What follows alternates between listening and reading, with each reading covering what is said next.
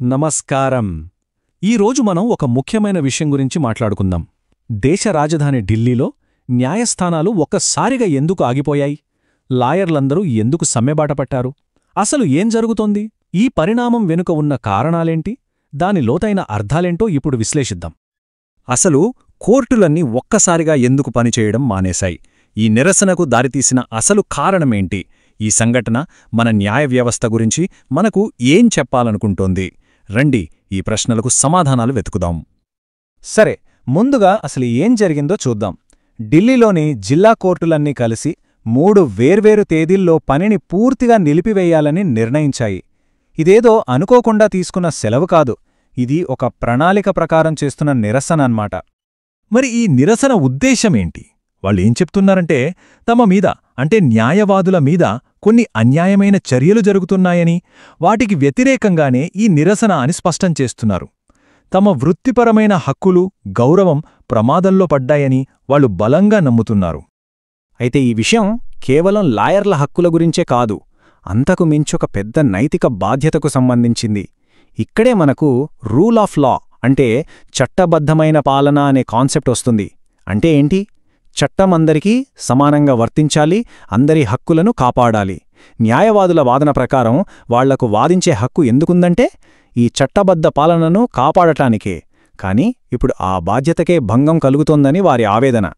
ఈ నిరసన అనేది కేవలం కొంతమంది న్యాయవాదులకే పరిమితం కాలేదు. దీనికి పెద్ద ఎత్తున మద్దతు లభించింది. బార్ అసోసియేషన్లు అన్నీ ఒక్కతాటిపైకి వచ్చాయి. ఆ సంఘీభావం ఈ పోరాటాన్ని ఎలా బలపరిచిందో ఒక్కసారి చూద్దాం. ఢిల్లీలోని బార్ అసోసియేషన్లు ఈ నిరసనకు పూర్తి మద్దతు ప్రకటించాయి. వాళ్ళేం చెప్తున్నారంటే, ఇది మా వృత్తి స్వాతంత్ర్యంపై జరుగుతున్న దాడి. వృత్తి గౌరవం అంటే కేవలం ఒక పదం కాదు, అది మేం మోయాల్సిన బాధ్యత అని గట్టిగా చెప్తున్నారు. అంతేకాదు, తాము సమాజానికి రక్షకులమని, తమ పనికి గౌరవప్రదమైన వాతావరణం కల్పించాలని కూడా డిమాండ్ చేస్తున్నారు. ఇప్పటిదాకా మనం ఏం జరిగిందో చూశాం కదా. ఇప్పుడు దీని వెనక ఉన్న అసలైన సందేశమేంటి? దాని లోతుల్లోకి వెళ్ళి చూద్దాం.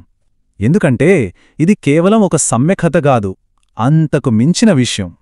ఇక్కడ ఒక చాలా కీలకమైన పాయింట్ ఉంది. ఒకవైపు చూస్తే లాయర్లకు వాదించే ప్రాథమిక హక్కు ఉంటుంది. కాని అదే నాణ్యానికి మరోవైపు ఆ హక్కును చట్టబద్ధ పాలనను కాపాడటానికి ఉపయోగించాల్సిన బాధ్యత కూడా వాళ్లపైనే ఉంటుంది. చూశారా? హక్కు, బాధ్యత రెండూ కలిసే ఉంటాయి. ఈ రెండింటి మధ్య సమతుల్యత దెబ్బతిన్నప్పుడే ఇలాంటి సంఘర్షణలు మొదలవుతాయి. అయితే ఈ చర్చంతా కేవలం లాయర్లు, కోర్టుల మధ్య అనుకుంటే పొరపాటే. ఇది మనందర్నీ ప్రభావితం చేసే విషయం. ఎందుకంటే ఒక ఆరోగ్యకరమైన న్యాయ వ్యవస్థలో ప్రజల పాత్ర కూడా చాలా ముఖ్యం. ఈ నిరసన మనందరికీ ఒక గట్టి సందేశాన్నిస్తోంది. అదేంటంటే, న్యాయవాదుల స్వాతంత్ర్యాన్ని కాపాడాల్సిన బాధ్యత కేవలం వాళ్లది మాత్రమే కాదు, సమాజంలో ఉన్న ప్రతి ఒక్క పౌరుడిది. ఎందుకంటే న్యాయ వ్యవస్థ స్వతంత్రంగా ఉంటేనే కదా ప్రజాస్వామ్యం బలంగా ఉండేది. సరే, ఈ విశ్లేషణను మనం ఒక ఆలోచింపజేసే ప్రశ్నతో ముగిద్దాం. అసలు న్యాయ వ్యవస్థ స్వతంత్రంగా ఉండటం మనందరికీ ఎందుకంత ముఖ్యం? లాయర్లు ఎలాంటి భయం లేకుండా స్వేచ్ఛగా పనిచేయగలిగితే అది సామాన్య ప్రజలకు ఎలా ఉపయోగపడుతుంది? ఈ సంఘటన మన న్యాయ వ్యవస్థ భవిష్యత్తు గురించి ఏం చెప్తోంది? ఒక్కసారి ఆలోచించండి.